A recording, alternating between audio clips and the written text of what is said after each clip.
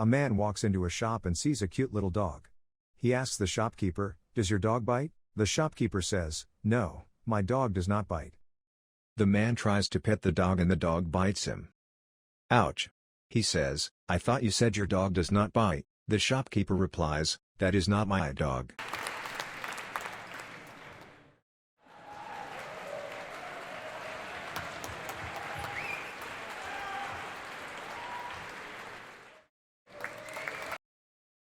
A woman walks into a psychoanalyst's office and says, "Doctor, my husband thinks he's a dog. I don't know what to do. Please help." The doctor replies, "Okay, have him get on the couch." The woman quickly snapped back, "Wait, no, he's not allowed on the couch."